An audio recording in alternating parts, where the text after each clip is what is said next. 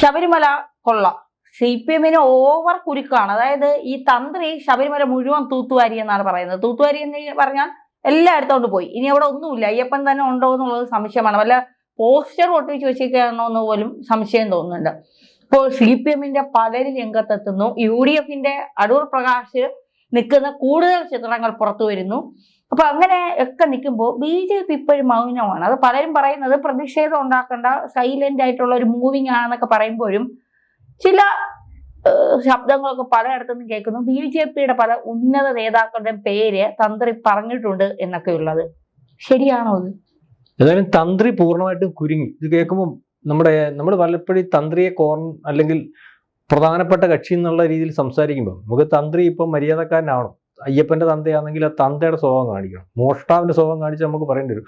നമ്മുടെ ഇതിനകത്ത് വന്നിട്ട് നിങ്ങൾ എന്താണ് ഈ പറയുന്നത്? തന്ത്രിക്ക് അവകാശപ്പെട്ടതല്ലേ അത് വജിവാഹനം, തന്ത്രിക്ക് അവകാശപ്പെട്ടത് ശബരിമല ധർമ്മശാസ്ത്രാവ്, തന്ത്രിക്ക് അവകാശപ്പെട്ടതല്ലേ ഇതല്ല. അത് തന്ത്രി പറഞ്ഞതല്ലേ? ഇത് ഏറ്റു പറയുന്നത് നിന്റെ ഈ പറയുന്നവന്മാരാണല്ലോ ഇതിനകത്ത് ഏറ്റവും വലിയ വിഡ്ഢികൾ എന്ന് പറഞ്ഞിട്ടൊക്കെ വരുന്നുണ്ട്. ഇപ്പം SITയുടെ കണ്ടെത്തൽ എന്ന് പറഞ്ഞാൽ 2016-17 കാലഘട്ടം മാത്രം, അതിന് 25 വരെയുള്ള കാലഘട്ടത്തിൽ ഈ പറയുന്ന CDR ഉൾപ്പെടെയുള്ള അതിനകത്ത് വന്ന പ്രതികളുമായിട്ടുള്ള ബന്ധം, അതായത് അന്വേഷിക്കുമ്പോൾ നമ്മൾ ഇപ്പം സയന്റിഫിക് ആയിട്ടാണല്ലോ അന്വേഷണം മൊത്തം. ഇദ്ദേഹത്തെ അറസ്റ്റ് ചെയ്ത സമയത്ത് ഇദ്ദേഹം പറഞ്ഞു എനിക്കൊന്നും അറിയത്തില്ല, എന്നെ പെടുത്തിയതാണ്. അന്നേരം ഇവിടെ കുറെ ആൾക്കാർ BJP നേതാക്കന്മാർ ഉൾപ്പെടെ അന്ന് വന്നുകൊണ്ട് പിന്നെ BJP-യുടെ RC ഉൾപ്പെടെ അതിനകത്ത് വലിഞ്ഞു. കാരണം കൈ പൊള്ളുന്നു അദ്ദേഹത്തിന് മനസ്സിലായി. കാരണം അതിനകത്ത് വിദഗ്ധമായിട്ടുള്ള റിപ്പോർട്ടുകളും അതിന്റെ യഥാർത്ഥ കാര്യങ്ങളും ഒക്കെ വന്നുകൊണ്ട് കാര്യം BJP ഓടി ഇദ്ദേഹത്തിന്റെ ചെങ്ങന്നൂരെ വീട്ടിലൊക്കെ ആലപ്പുഴ എന്നുള്ള നേതാക്കന്മാർ ചെന്ന കഥയൊക്കെ നമ്മൾ പറഞ്ഞതാണ്.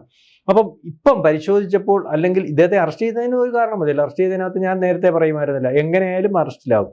അറിഞ്ഞും അറിയാതെയാണെങ്കിലും ഈ പറയുന്ന മുരാരി ബാബു ഇവരുണ്ടാക്കിയ ഗൂഢാലോചനയുടെ പേപ്പറിനകത്ത് ഇദ്ദേഹം ഒപ്പിട്ടിട്ടുണ്ടെങ്കിൽ അതിനകത്ത് ഇദ്ദേഹം അറസ്റ്റിലാവും. അപ്പം അങ്ങനെ വേണമെങ്കിൽ തന്ത്രി അറസ്റ്റ് ചെയ്തപ്പോൾ ഞാൻ അറിയാതെ ഒപ്പിട്ടതാണ്, എന്നെ പറഞ്ഞു ഒപ്പിടിച്ചതാണ്, അല്ലെങ്കിൽ ദേവസ്വം ബോർഡ് പറഞ്ഞപ്പോൾ ഞാൻ അങ്ങനെ ചെയ്തു പോയതാണെന്നൊക്കെ പറഞ്ഞ് രക്ഷപ്പെടാൻ വേണ്ടി തന്ത്രി ഒരുപക്ഷെ ആദ്യത്തെ ചോദ്യം ചെയ്യലിലൊക്കെ ശ്രമിച്ചപ്പോൾ ഇന്നലെ തന്ത്രിയെ വിദഗ്ധമായിട്ട് SIT ചോദ്യം ചെയ്തു. വിദഗ്ധമായിട്ട് SIT ചോദ്യം ചെയ്തെന്ന് പറഞ്ഞാൽ ഈ മണലിന്റെ പുറത്ത് ഇരുത്തിയൊന്നുമില്ല, ഐസുകെട്ടയുടെ മേളിൽ കയറ്റി നിർത്തിയിട്ട് ഒന്നുമില്ല. വിദഗ്ധമായിട്ട് ചോദ്യം ചെയ്യാന്ന് പറഞ്ഞാൽ ഞാൻ പറഞ്ഞില്ലേ, ചോദ്യാവലികൾ തയ്യാറാക്കും, തെളിവുകൾ ശേഖരിക്കും. എന്നിട്ട് ഒന്നും അറിയാത്തതുപോലെ ഓരോ ഈ പറയുന്ന കാലഘട്ടത്തിൽ ഓരോ സമയത്തോ ഇദ്ദേഹം ബന്ധപ്പെട്ടിരുന്ന ഓരോ കാര്യത്തിന്റെ പോയിന്റുകൾ പോയിന്റ് ബൈ പോയിന്റ് ആയിട്ട് ചോദിക്കും. അതൊരു പക്ഷേ ചോദ്യങ്ങൾ ഒരു 10-200 ചോദ്യങ്ങളൊക്കെ കാണും. ഇതേ ചോദ്യങ്ങൾ തന്നെ അപ്പുറത്തിരിക്കുന്ന ഇയാളുടെ മുമ്പിൽ വെച്ചല്ലാതെ ഈ ഉണ്ണികൃഷ്ണൻ പോറ്റിയോട് ചോദിക്കും, മുരാരി ബാബുവിനോട് ചോദിക്കും, അല്ലെ പ്രതികളോട് എല്ലാവരോടും ചോദിക്കും. ഈ ചോദ്യം ചെയ്യലിനകത്ത് വരുന്ന ഉത്തരങ്ങൾ പരസ്പരം നമ്മൾ ഈ പറയത്തില്ലേ ചേർത്ത് വെച്ച് നോക്കും, അല്ലെങ്കിൽ അതിനകത്ത് വന്നിരിക്കുന്ന ഉത്തരങ്ങൾ ചേർത്ത് വെച്ച് നോക്കിയിട്ട് വീണ്ടും ചോദിക്കും. അപ്പൊ ഇതിനകത്ത് CDR പരിശോധിക്കുമ്പോൾ ഇദ്ദേഹം ഈ പറയുന്ന കാലയളവ് തൊട്ട് ഈ അറസ്റ്റിലാവുന്ന സമയം വരെ ഇദ്ദേഹം ഈ പറയുന്ന ഉണ്ണികൃഷ്ണൻ പോറ്റിയുമായിട്ട് ദീർഘമായ ബന്ധവും ഇടപാടുകളും സാമ്പത്തിക ഇടപാടുകളും ഒക്കെ ഉണ്ടായിരുന്നു. ആ രീതിയിൽ ചോദ്യം ചെയ്തപ്പോൾ ഇന്നലെ SITയുടെ മുമ്പിൽ ഒരു പക്ഷേ ഭാഗികമായിട്ട് എന്ന് വേണം, ഭാഗികമായിട്ടൊന്നും പൂർണ്ണമായിട്ടെന്ന് പറഞ്ഞാൽ കുറ്റസമ്മതം നടത്തി ശബരിമല കൊള്ളയ്ക്കകത്ത് ഉണ്ണികൃഷ്ണൻ പോറ്റിയെ കൊണ്ടുവരുന്നതിനും അല്ലെങ്കിൽ അതിനുശേഷം നടന്നിട്ടുള്ള എല്ലാ കാര്യങ്ങൾക്കകത്തും അറിയാമായിരുന്നു, അറിഞ്ഞുകൊണ്ടായിരുന്നു, അതിനകത്ത് ഇടപെട്ടിരുന്നു. ഇടപാടിന് ശേഷമുള്ള ഇടപാട് എന്തിനാണ് നടത്തുന്നത്? കോടികൾ കൊള്ളയടിക്കണം. ആ കൊള്ളയ്ക്കകത്ത് പുള്ളിക്ക് പങ്കുണ്ടെന്ന് തെളിയുന്ന രീതിയിലേക്കുള്ള കാര്യങ്ങളാണ്. ഇനിയിപ്പം SIT അല്ലെങ്കിൽ നമുക്ക് കിട്ടുന്ന റിപ്പോർട്ട് എന്ന് പറഞ്ഞിരിക്കുന്നത് ഉന്നതരിലേക്ക്. ഇപ്പൊ SITക്ക് ഒരു ഗുണമുണ്ട്. SITക്ക് ഒതുങ്ങാൻ പറ്റാത്ത അല്ലെങ്കിൽ ഒതുക്കാൻ പറ്റാത്ത രീതിയിൽ നമ്മുടെ ഈ മാധ്യമങ്ങൾ ഈ പറയുമ്പോൾ 24/7 എന്ന് പറയുന്ന മാധ്യമങ്ങൾ ഇപ്പം ഈ ദൃശ്യമാധ്യമങ്ങൾ ഉണ്ടല്ലോ, അവരുടെ ഒരു പണി എന്ന് പറഞ്ഞാൽ ഈ അല്ലെങ്കിൽ ആൾക്കാർ തിരയുന്ന വാർത്തയ്ക്കകത്ത് അല്ലെങ്കിൽ എക്സ്ക്ലൂസീവ് വാർത്തകൾ ഉണ്ടാക്കുക എന്നുള്ളതാണ്. ഓരോ ദിവസവും എക്സ്ക്ലൂസീവ് വാർത്ത ഉണ്ടാക്കുന്നതിന് വേണ്ടി ഇപ്പൊ ഏറ്റവും അവർ ശ്രമിച്ചുകൊണ്ടിരിക്കുന്നത് ശബരിമല കൊള്ളയിൽ ആരുണ്ട്, ശബരിമല കൊള്ളയിൽ ആരുണ്ട്, BJP നേതാക്കന്മാർ എത്ര ഉണ്ട്, കോൺഗ്രസ് നേതാക്കന്മാർ എത്ര ഉണ്ട്, എന്തിന് സോണിയാഗാന്ധിയുടെ കൂടെ നിന്ന്, എന്തിന് ഈ പറയുന്നത് പോലെ അടൂർ പ്രകാശിന്റെ കൂടെ നിന്ന്, എന്തിന് ആന്റോണിയുടെ കൂടെ നിന്നു എന്നുള്ള രീതിയിലേക്ക് കാര്യങ്ങൾ തിരക്കുമ്പോൾ ഇതിന്റെ പുറകോട്ട് അവർ തിരക്കിക്കൊണ്ടിരിക്കുക. പ്രകാശ് പറഞ്ഞു എന്നെ അവിടെ അന്നദാനത്തിന് വിളിച്ചതാ കേട്ടോ, അന്നദാനത്തിന് ഇവനാണോ വിളിക്കുന്നത്? ഈ അടിച്ചുകളിക്കാരനാണോ അന്നേരത്തിന് വിളിക്കുന്നത്? ഇപ്പൊ ഏറ്റവും അവസാനം അജിത് കുമാർ എന്ന് പറഞ്ഞ ഒരാളുടെ പേര് വരുന്നുണ്ട്, CPI നേതാവ്, ബോർഡ് മെമ്പർ അജിത് കുമാർ. കായംകുളത്ത് 2 വീടാ വെച്ചു കൊടുത്തത് അജിത് കുമാർ. ഇവനാരുടെ അടിച്ചുകളിക്കാരൻ ഇപ്പം ലോകത്ത് മൊത്തം വീട് വെച്ചു കൊടുക്കുക. കാരണം ബാംഗ്ലൂരിൽ നിന്ന് വന്ന 2 അയ്യപ്പ ഭക്തർ. ആരായി അയ്യപ്പ ഭക്തർ? അജിത് ഒന്ന് CPIയുടെ ബ്രാഞ്ച് സെക്രട്ടറിക്ക് വെച്ചു കൊടുത്തത്, വേറെ വീട്. ഇയാൾ അവിടെ ഒന്ന് ഉദ്ഘാടനം ചെയ്യുന്നു, വിശിഷ്ടാതിഥിയാവുന്നു. ഇത് നമ്മൾ അറിഞ്ഞതുപോലല്ല. കാലങ്ങളായിട്ട് ഈ ഉണ്ണികൃഷ്ണൻ പോറ്റി എന്ന് പറയുന്ന ആള് തന്ത്രിയും വേണ്ട, ദേവസ്വം ബോർഡ് പ്രസിഡന്റും വേണ്ട, ദേവസ്വം ബോർഡ് മെമ്പർ വേണ്ട, ദേവസ്വം ബോർഡ് മന്ത്രി വേണ്ട, ഇവരെല്ലാം ഇയാളാണ് ഇതിനകത്ത് കക്ഷി. ഇവരെല്ലാം ഇയാളെ വിളിച്ചുകൊണ്ട് പോകുന്നു, ഇയാളുടെ വീട്ടിൽ കിടന്നുറങ്ങുന്നു, ഇയാളുടെ ചാപ്പാടടിക്കുന്നു, ഇയാളുടെ അച്ഛനും ഉടുപ്പ് മേടിച്ചു കൊടുക്കുന്നു, ഇയാളുടെ കൊച്ചിനെ 28 കെട്ടിക്കുന്നു എന്നുള്ള രീതിയിലൊക്കെ ഉള്ള വാർത്ത. അപ്പൊ ഇതിനകത്ത് എന്താണ് ഇവരുമായിട്ടുള്ള ഇടപാട്? അപ്പൊ ഇതിനകത്ത് ഉന്നതർ, ഇപ്പൊ പ്രകാശിന് കുരുക്കായി. പ്രകാശ് ഇപ്പം ഇദ്ദേഹത്തിന് ഇന്നലെ നമ്മൾ പറഞ്ഞത് ആരുടെ കാര്യമാണ്? രാജീവ് അബ്രാമിന്റെ കാര്യം, അല്ലെങ്കിൽ കടകംപള്ളി സുരേന്ദ്രന്റെ കാര്യം, അല്ലെങ്കിൽ വീട്ടിൽ ചെന്ന കാര്യം, ഫോട്ടോ എടുത്ത കാര്യം, അച്ഛന് പുടവ മേടിച്ച കാര്യം ഒക്കെ പറഞ്ഞ് ഇന്നിപ്പോ പ്രകാശ് പാൻറ്റും ഷർട്ടും ഒക്കെ വെള്ള ഷാർട്ടിന് മുണ്ട് മാറ്റി പാൻറ്റായിട്ടേക്കുന്നത്, പാൻറ്റും ഒക്കെ ഇട്ടിട്ട് പുള്ളിക്ക് ഉപഹാരം കൊടുക്കുന്നു. കാരണം അടൂർ പ്രകാശ് എന്ന് പറയുന്ന ആൾ എത്ര വട്ടം മന്ത്രിയായിട്ടിരുന്നിട്ടുള്ള ആൾ, UDF കൺവീനറാണ്, എത്ര വട്ടം MP പ്രമുഖനായിട്ടുള്ള, ആരെയും താങ്ങാതെ കോടിക്കണക്കിന് രൂപ ആസ്തിയുള്ള മനുഷ്യൻ.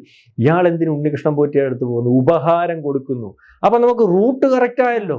ഇനിയും പറയും, കഴിഞ്ഞ ദിവസം ഒരാൾ വന്നിട്ട് നമ്മുടെ ടോക്കിന്റെ കീഴിൽ കമന്റ്, നിങ്ങളെയൊക്കെ പോലീസ് അറസ്റ്റ് ചെയ്തുകൊണ്ട് പോകും, ഇങ്ങനെയൊക്കെ പറയരുത്. കാരണം സോണിയാഗാന്ധിയുടെ പേര് പറഞ്ഞിട്ട്, സോണിയാഗാന്ധിയുടെ വീട്ടിൽ എന്തിനാ നിൽക്കുന്നത്? ഇപ്പോഴും ചോദിക്കുക, ഇനിയും ചോദിക്കും, അതിന് ഉത്തരം കിട്ടുന്നിടം വരെ ചോദിക്കും. സോണിയാഗാന്ധിയുടെ വീട്ടിൽ എന്തിനു നിൽക്കുമ്പോൾ സതീശൻ പറയുന്നത് എന്താണെന്നറിയാം?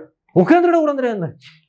സതീശന്റെ ഉത്തരം ഏതാ? മുഖ്യമന്ത്രിയുടെ കൂടെ എന്താണ്? മുഖ്യമന്ത്രിയുടെ കൂടെ എന്നത് നമുക്ക് ഒരു രീതി പറയാം.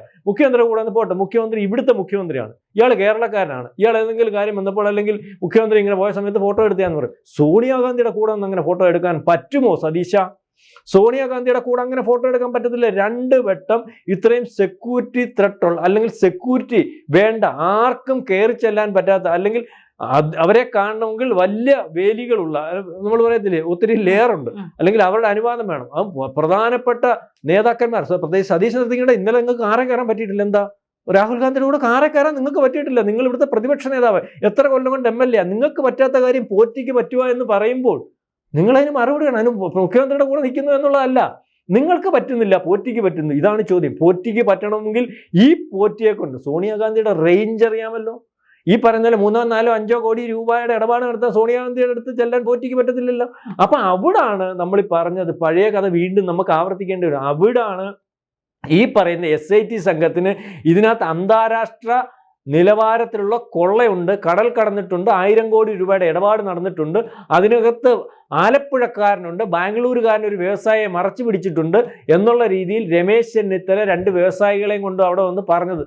അതിനകത്ത് മണിയെ സ്പോട്ട് ചെയ്ത് പറഞ്ഞത്, അതിനകത്ത് മണിയുമായിട്ട് ഉണ്ണികൃഷ്ണൻ പോറ്റിക്കുള്ള ബന്ധം വ്യക്തത വരുത്തത്. അന്നേരം SIT മണിയെ രക്ഷപ്പെടുത്തി.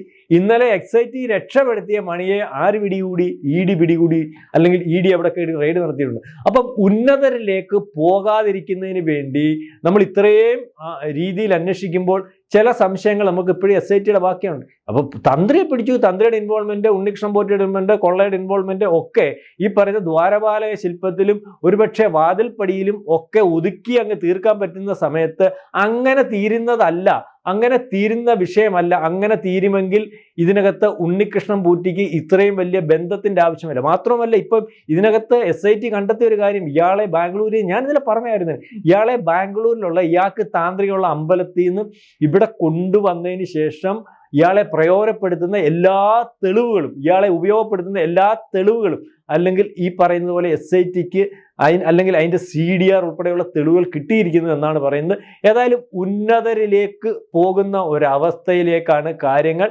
അതാണ് SITയുടെ അടുത്ത ഘട്ടം എന്നുള്ള രീതിയിലേക്ക്. ഉന്നതരിലേക്ക് പോകണമെങ്കിൽ ഇതുപോലെ എല്ലാ തെളിവുകളും ശേഖരിക്കേണ്ടതുണ്ട്.